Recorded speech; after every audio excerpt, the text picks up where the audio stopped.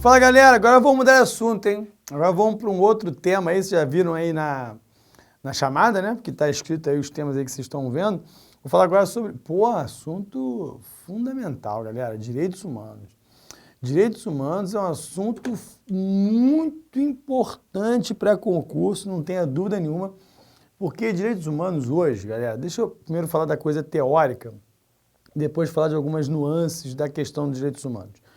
Primeira questão, direitos humanos é uma coisa geral, né? As pessoas, eu acho que estão levando em conta que direitos humanos só servem para determinados grupos. Ah, direitos humanos só para bandido, direitos humanos só para preso. Não é isso, pô. Direitos humanos é para qualquer pessoa, direitos humanos como o nome está dizendo. E eu acho que esse assunto se torna um assunto absolutamente importante, não só por conta própria, né, por ser um assunto deveras importante, mas também por estar em 2018 completando 70 anos da sua criação, né? Então, assim, com a criação da ONU, logo depois da criação da ONU, veio já a Carta, né, a Declaração Universal dos Direitos Humanos, e isso completa esse ano 70 anos. Então, eu acho assim, fundamental discutir a questão dos direitos humanos em prova, e existem vários caminhos, né, várias vertentes que você pode debater o assunto, que você pode discutir desde do ataque a gays, a homofobia, racismo, a qualquer coisa. E eu escolhi aqui, dentre outros assuntos, que eu vou mostrar aqui alguns assuntos de direitos humanos, por exemplo, a crise do sistema carcerário. Lembrar para os senhores da crise do sistema penitenciário brasileiro. Outro grande tema de prova, né, galera? Pô, junto com a greve dos caminhoneiros, né? Eu acho que a crise do sistema penitenciário é um tema muito forte. Deixa eu ir para a câmera da verdade. Galera, é o seguinte, lente da verdade, né, Clodovil? Queria dizer o seguinte, primeira coisa, tratar de um assunto que você não sabe dele é um problema. E eu estou dizendo isso por quê? Não existe censo no Brasil de pessoas encarceradas. Eu quero dizer o quê? Não se sabe no Brasil quantas pessoas estão presas. Porra, você vai tratar de um problema que você não sabe qual é o problema, começou mal. Então, você tem pesquisa que fala 500 mil, 600 mil, 700 mil. Porra, 200 mil presos é uma diferença gritante que mostra que o governo não tem ideia do que está fazendo. Segundo, qual é o problema do encarceramento no Brasil em massa? Primeiro, porque o Brasil é o terceiro país do mundo a mais encarcerar, atrás dos Estados Unidos e da China. E depois é o Brasil, e depois é a Rússia. O Brasil está em terceiro lugar. E aí, por que o Brasil está nesse ranking? Vamos lá. Morosidade da justiça. Redação isso, hein, galera? Eu acho que hoje o meu curso de atualidades ele serve até mais para redação do que outra coisa. Para as duas coisas. Política, né, morosidade da justiça. A justiça é extremamente lenta, ela acumula processos, ela não resolve problemas de forma séria. Um ladrão de galinha vai preso e fica ali esperando um julgamento e vai se tornando pior, que a gente sabe. O presídio é uma fábrica de sujeitos piores ainda. Se a pessoa entra ali ladrão de galinha, sai filiado ao primeiro comando da capital. Sai ligado ao comando vermelho. Entendeu? A grande questão é como tirar da prisão quem não pode estar preso. E tem gente que não pode estar preso. Sendo pela questão da morosidade da justiça e a dificuldade de ver a periculosidade da pessoa, né, e evidentemente não deixá-la nessa situação, e também por outra questão que eu acho fundamental discutir, e que acho que só num país maduro que pode se discutir isso, e eu espero que o Brasil amadureça esse debate, que é a política de drogas. A política de drogas do Brasil, ela é absolutamente equivocada, segundo os especialistas. 69% dos presos no Brasil estariam soltos se a lei espanhola sobre as drogas fosse adotada no Brasil. Sabe por quê? Vou te explicar. Sabe quem é preso? É o usuário de drogas, é o pequeno traficante.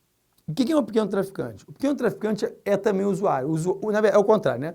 O usuário, ele é um pequeno traficante. Muitas vezes.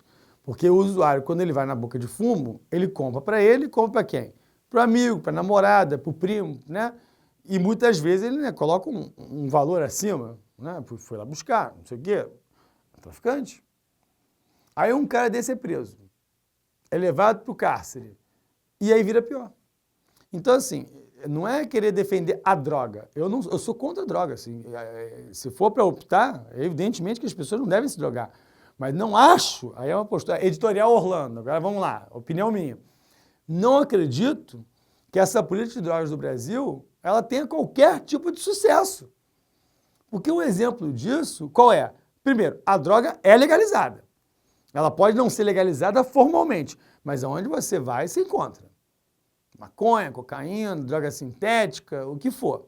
Segundo, é uma política hipócrita, que leva em conta questões morais, questões religiosas, questões de cunho pessoal e não uma política de Estado, uma política de governo. Porque na medida em que nós temos um número de policiais, de agentes públicos de segurança, que são mortos todo ano, pela força do crime organizado, bancado por um tráfico ilegal, é que a gente tem um problema grave aí. Então, assim, tem perdas humanas de todos os lados. Das forças policiais, das forças de segurança, dos próprios usuários, que se arriscam para ir numa boca de fumo. Ah, mas é maconheiro, mas... O juízo de valor agora, século XXI. E o álcool? Né? Acho um debate acalorado, né? Mas eu tenho minha opinião e deve ter percebido. Mas o fato é que o problema é de enxugamento de gelo. Se você não tiver uma postura de uma mudança na relação à política de drogas, só vai enxugar gelo. Então, eu acho que essas questões são importantes para entender como os nossos presídios estão lotados. E aí, vou entrar numa outra questão que é para poder terminar. E eu vou para o slide que fala disso, que é o seguinte: está havendo uma guerra. Os dois maiores grupos do Brasil estão se digladiando. O Comando Vermelho e o primeiro comando da capital, eles romperam, por N motivos. Né? A polícia, cada um fala uma coisa. O fato é que eles estão em guerra nos presídios do Brasil. E há vários episódios de violência que ocorreram em vários presídios do Brasil, como, por exemplo, no início do ano passado, aqui, ó, mortes em presídios do país, em 2017, superam o massacre do Carandiru. Carandiru foram 111 mortos, né? Já passou esse número. Esses são bons filmes e documentários. É porque o slide, deixa eu só completar. No início do ano passado, teve aquele episódio do complexo Aníbio Jobim, Comperj, né, lá em Manaus. Houve o episódio, Coperj, né? Houve o episódio no Rio Grande do Norte, em Alcaçuz. Houve o episódio também no Mato Grosso. Então, assim, os grupos estão se enfrentando, né, dentro dos presídios. Aí você fala assim, eu quero que bandido morra. Eu, por mim, deixava todo mundo morrer no presídio. Isso é um discurso completamente anti-direitos humanos, né? Mas, tirando isso, eu não vou nem discutir isso. Eu vou discutir outra coisa. Quando o Estado não consegue garantir a segurança de quem está sob sua tutela, imagina de nós soltos aqui, livres. Imagina. Então, assim, eu vejo muitas vezes as pessoas falando dos massacres nos presídios e com um certo deleite, né? Gente, eu acho mais grave do que tudo é mostrar a ausência dos... Não, mais grave do que tudo eu acho a morte das pessoas. Eu sou a favor dos direitos humanos. Mas, assim, além disso, isso mostra o fracasso do Estado. O Estado brasileiro não existe. Mas eu quero que morra. Mas você está pagando por isso, meu filho. Você está pagando uma carga tributária de país europeu para ter serviço africano, com todo respeito à África. Mas você paga imposto de país rico para poder ter serviço de país pobre. Não é isso? Quanto é que você paga? Quantos dias por ano você é obrigado a trabalhar para pagar imposto? É quase mais da metade do ano trabalhando para pagar a um Estado falido, que não dá segurança. Eu não estou falando do preso, não. Não dá segurança para você. Aonde você sai de casa, mas não sabe se volta. Aonde você vai numa escola que é de lata, porque não tem ensino, porque não tem aula, porque a criança morre dentro de uma escola, com um tiro perdido, uma bala perdida no Rio de Janeiro o tempo todo. Né? Eu trago essa experiência minha, infelizmente, do Rio de Janeiro. Cadê o Estado? Agora, na hora de cobrar, ele está lá. Quanto é que você paga de impostos? Né? Então, se o Estado não consegue resolver, desculpa o termo, PN, então não vou pagar imposto. Pô.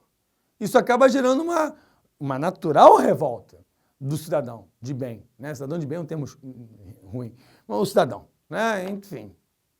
Agora eu fiquei indignado, hein? Agora eu me lancei a candidato a vereador, hein? Roubando por roubando, voto de Orlando, sacanagem.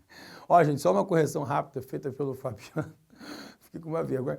Eu fiz um cálculo rápido aqui do percentual da redução do fluxo de deslocamento no Rio por causa das obras das Olimpíadas.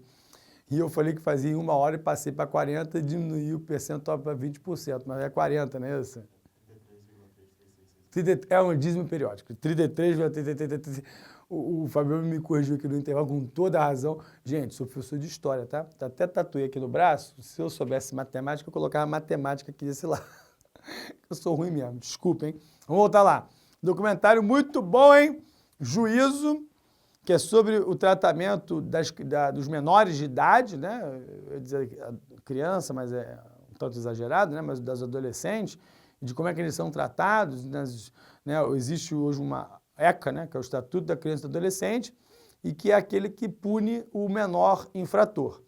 E aí sempre abre debate quando ocorrem casos envolvendo violência e menores de idade, sendo, né, algozes, de redução da maioridade penal. Não é isso? Sempre acontece um episódio, né? Eu lembro que em São Paulo um garoto, 16 anos, matou a dentista porque ela não tinha dinheiro para dar para ele. Ela tinha R$10, ele matou a mulher. Aí em São Paulo também, o garoto foi abordar a menina karateca, judoca, sei lá o que, foi reagir, mataram a menina. O garoto matou. Aí sempre que há essa história de um menor matando, né, alguém ou cometendo uma atrocidade, vem à baila o debate da redução da maioridade penal, que é de 18 anos. Ok. Eu só acho que essa discussão ela tem que ser permanente. Ela tem que ser um debate na sociedade de uma forma madura, né?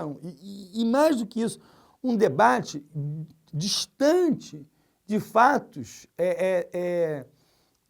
tão dramáticos. Porque isso acaba gerando um debate passional, entendeu? Um debate apaixonado. E eu acho que, antes de reduzir a maioridade penal, é importante pensar na estrutura que o Estado oferece para os jovens. Né? Orlando, a pessoa fala, Orlando está defendendo bandido. Não é isso. Eu estou falando de direitos humanos. O que os direitos humanos prezam? Eu tô assim, sendo como porta-voz dos direitos humanos. O que um defensor de direitos humanos iria dizer nesse momento? Você tem que investir numa sociedade que vai ser, de fato, meritocrática. Esse papo de meritocracia no Brasil não cola. Não cola. E olha que eu não sou dos mais professores de história de esquerda, não. Eu tenho meus pensamentos mais conservadores com relação à economia. Eu acho que Estado demais atrapalha. Mas eu quero dizer o seguinte, o que nós temos, tanto é que eu fiz uma crítica agora enorme à carga tributária e ao Estado que a gente tem ineficiente, né?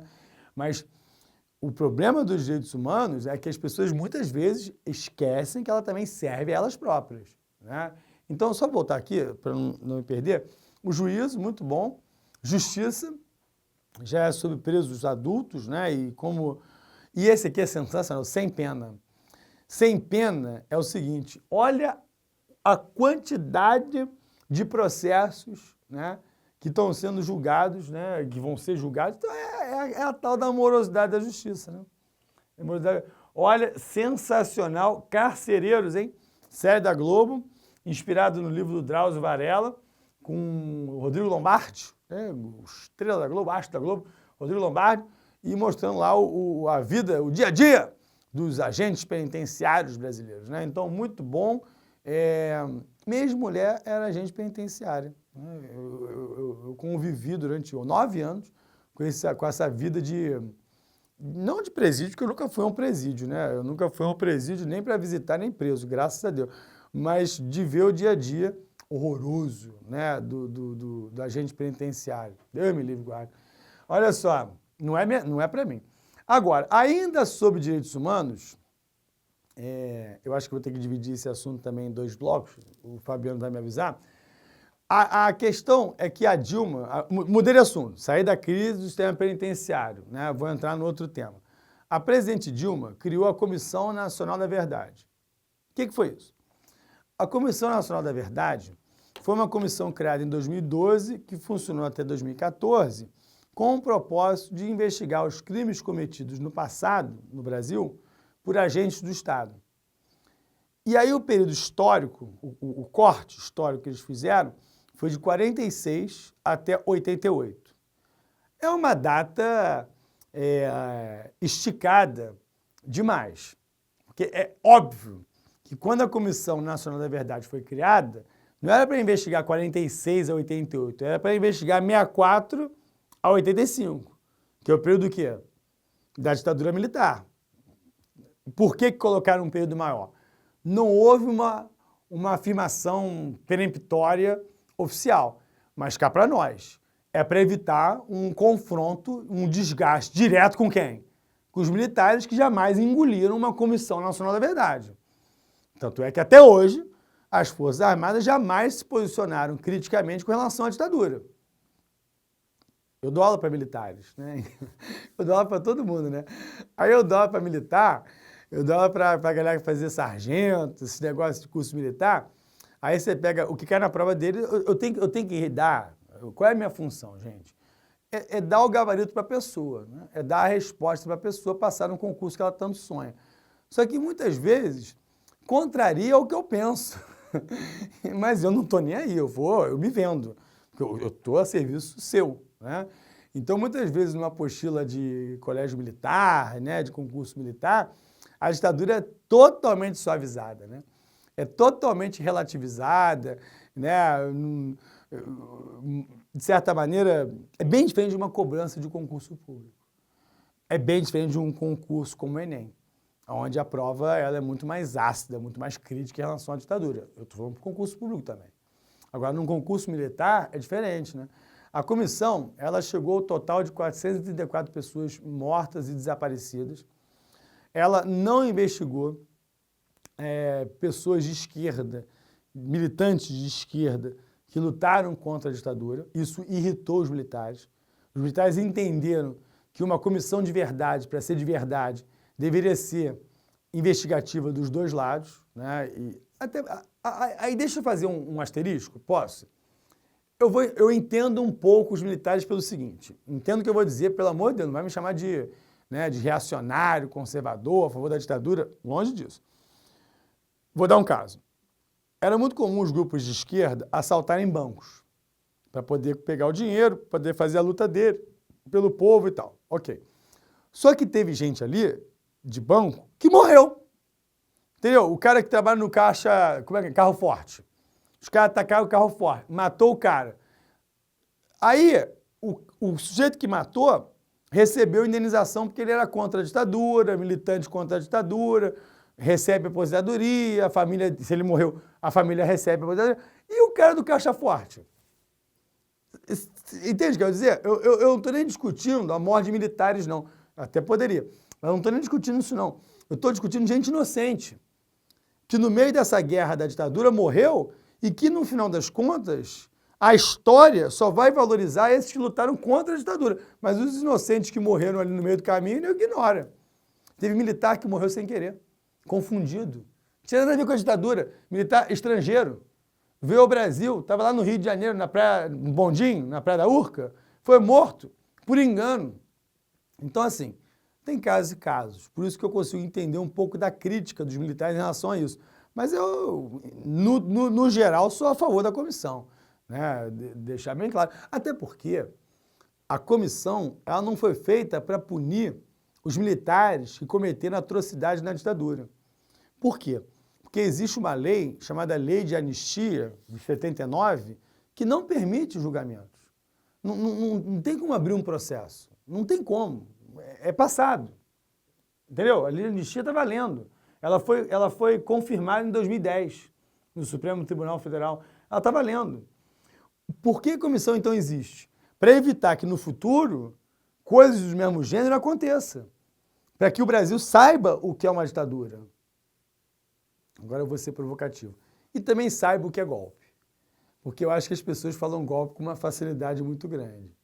E golpe, eu entendo que muitas vezes, para mim, golpe é com tanque, derrubando, fechando um congresso. Eu não acho que golpe é por leis, né? Mas enfim, aí cria uma polêmica. Corta isso, Fabiano, porque isso foi uma referência a Dilma. Voltando. Porque tem esse debate, golpe e impeachment. Não precisa cortar não, Fabiano, tô brincando. A galera adulta vai entender. Cada um tem sua opinião. Eu só acho a palavra golpe vulgarizada, entendeu? Eu até acho que pode ter sido injusto o impeachment da Dilma. Entende o que eu quero dizer? Mas chamar de golpe, eu acho que é você menosprezar o que é um golpe de verdade e que leva à morte de 434 pessoas. Entendeu? Eu acho que isso é golpe. Voltando aqui à vaca fria. A comissão chegou à conclusão que todos os presidentes militares, na ordem, Castelo Branco, Costa e... Cadê? Tá tudo fora da ordem. O Fábio mexe nos meus slides e muda a ordem toda. Castelo Branco, Costa e Silva, Médici, Geisel e Figueiredo. Essa foi a ordem. 64, 67, 67, 69, 69, 74, 69, 74, 74, 79, 79, 85 da ditadura. O que a comissão concluiu? Todos sabiam de tudo. Todos sabiam de tudo.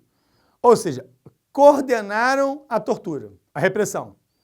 Que sempre houve essa lenga-lenga de que os militares, os mais graduados, não sabiam o que acontecia. Que nos porões da ditadura a coisa ganhou vida própria. A chamada tigrada começou a agir por conta própria. Mentira! Mentira, inclusive nem sei se está aqui esse slide, eu mandei o slide para cá, de repente vai aparecer em algum lugar aí. Agora, recentemente, os americanos revelaram documentos secretos dizendo que o presidente Figueiredo e o ex-presidente Geisel, que ficaram para a história como se não... Esses mesmo que não sabiam de nada, sabiam de tudo. E que, inclusive, quando o Figueiredo ainda não era presidente, mas era empregado do Geisel, ele era o responsável pelas execuções. Diretamente responsável pelas execuções. Então não vem com esse papo de que a alta cúpula militar não sabia. Isso é mentira, tá? A comissão provou isso. Agora, a comissão formada por 7 comissários, né? Então aí os 7, até o final não foram os 7, teve substituição, houve substituições. A comissão tentou revelar casos e conseguiu, que eram casos que até então não sabia o destino. Esse é um caso famoso do deputado Rubens Paiva. Ele desapareceu em 71 no apartamento dele no Leblon, que é um bairro lá do Rio de Janeiro, um bairro chique. Ele desapareceu e aí descobrimos a história. Ele foi torturado num outro bairro do Rio, chamado Tijuca, que eu frequento, porque eu dou aula no colégio do lado de onde ele morreu, no batalhão da Polícia do Exército, e ele foi enterrado na praia. E aí, numa praia deserta lá do Rio, né, que agora não é deserta. E aí desenterraram os corpos e jogaram no mar.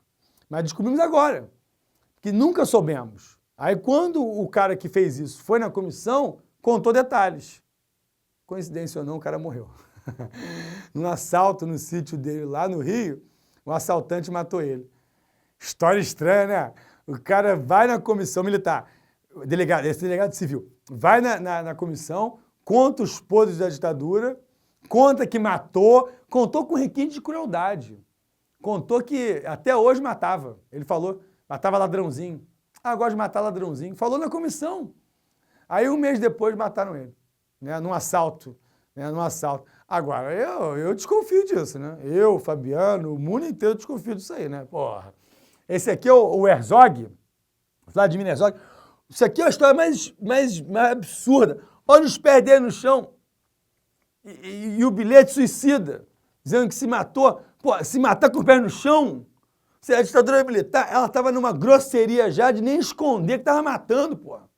É o caso do Herzog, morto em 75, né? E esse foi o único presidente do Brasil que morreu no exílio. João Goulart. Morreu na Argentina, né? João Goulart, coitado, já não bastava morrer no exílio, morreu na Argentina. Oh, mas o que ele tem a ver com a Comissão Nacional da Verdade? Vou contar. Sempre houve o bafafá, a fofoca, de que o Jango teria sido morto pela ditadura militar. Nunca provaram isso. Aí fizeram o que com ele agora? Fizeram a autópsia do corpo dele. Né? Ele estava enterrado no cemitério de São Borja, lá no Rio Grande do Sul, Porto Alegre, em São Borja, no Rio Grande do Sul. Fizeram a exumação do corpo e não conseguiram provar de que ele foi envenenado. Então, não há como provar. Também não tem como provar que ele não foi envenenado, entendeu? É o fato que o veneno hoje não está mais no corpo. E tem veneno que some, porra. Tem veneno que some com dias. Como é que vai provar isso? O cara que morreu em 76, né? Cá pra nós, não dá, né? Não dá. Deixa eu voltar aqui. Juscelino Kubitschek. O famoso presidente JK teria sido uma vítima ilustre da ditadura militar quando o seu carro foi abalroado pelo ônibus da aviação Cometa, atravessou outra faixa da Via Dutra e pegou um caminhão de frente. Isso foi o resultado. Um carro militar logo parou depois e levou os documentos que o Juscelino tinha no carro. Essa é a história. E aí ficou toda a suspeita de que o acidente na Dutra foi planejado. Que a Comissão Nacional da Verdade concluiu. Não tem prova. Não tem prova. Inclusive, isso aqui é o motorista, que é atual, né, 2013, que foi prestar o depoimento, coitado, do ônibus, da aviação, que bateu no carro JK. E o cara dizia, pô, eu não tenho nada com nada, eu nunca tive ligação nenhuma com a ditadura. Então ficou como um acidente rodoviário, que sempre tem, né, infelizmente, né, comum, né. Aqui só colocaram, já atualizaram. Essas são as últimas revelações que foram feitas. Saiu agora, 2018, um pesquisador brasileiro chamado Spector. Como é que é o nome dele? Esqueci agora. Não sei o que é Spector. Ele é um pesquisador e ele descobriu documentos americanos dizendo que o Geisel e o Figueiredo sabiam de tudo. Sabiam de tudo que acontecia. Que a duplinha era do mal também, entendeu? Que com essa história que eles não sabiam nada, né? Que o Figueiredo tentou controlar a tortura, e tentou controlar nada, entendeu? Aí o caso dos dois, esse é o secretário de Estado Harry Kissinger, americano, e que os documentos eram endereçados a ele. Concomitante à criação da Comissão Nacional da Verdade, foi criada a Lei de Acesso à Informação. E o que é a Lei de Acesso à Informação? Ela tinha como objetivo contribuir com a comissão. Porque o que é a regra? O que é a lei? Qualquer documento, ele vai se tornar público em algum momento. E o máximo do seu sigilo são 50 anos. Porque é o seguinte, documento reservado, 5 anos. Documento sigiloso, 10 anos, 15 anos, né? E documento, tá aqui a tabela, para não ficar perdido. E documento ultra secreto, 25 anos. Mas aconteceu o seguinte, o documento ultra secreto, ele pode ser renovado, o seu sigilo, mais 25 anos. Então, o total, um documento ficar secreto no Brasil é 50 anos. Então, o que isso tem a ver com a Comissão Nacional da Verdade? É óbvio, é que o Estado vai ter que divulgar documentos sigilosos, secretos. E isso foi aprovado. Agora, não está funcionando. E a outra questão também da lei de acesso à informação é que todo cidadão, qualquer pessoa, contribuinte, pode hoje pedir informação da onde seu dinheiro está sendo usado. Como é que funciona a lei de acesso à informação? Você preenche um formulário, vai na Secretaria de Educação de Petrópolis, eu sou lá de Petrópolis, eu morei a vida inteira. Vai lá em Petrópolis, quero saber como é que estão gastando dinheiro com a educação. Eu vou lá em Angico, né? Não é Angico morreu Lampião. Vou lá em Angico. Aí eu quero saber como é que a prefeitura de Angico está usando para gastar o dinheiro da saúde. Aí eu faço um requerimento. A secretaria, ela tem 20 dias para me responder com 10 dias de prorrogáveis, 30 dias. Responde? Não responde. Responde o que você pergunta? Não responde. Então, assim, era para tornar transparentes os governos e, na prática, não aconteceu. É mais uma lei que, infelizmente, no Brasil não pegou. Né? Aqui alguns órgãos campeões de procura, né? SUSEP, INSS, enfim, mas não tem funcionado. Beleza, galera? Então é isso. Galera, eu agora sim, né? O tema de direitos humanos é um tema muito importante. Gente, tem 1000 assuntos ligados a direitos humanos. É óbvio que nesse curso nosso eu tenho que escolher algumas coisas em detrimento de outras, mas guardem esse assunto porque é muito importante. Até o próximo bloco.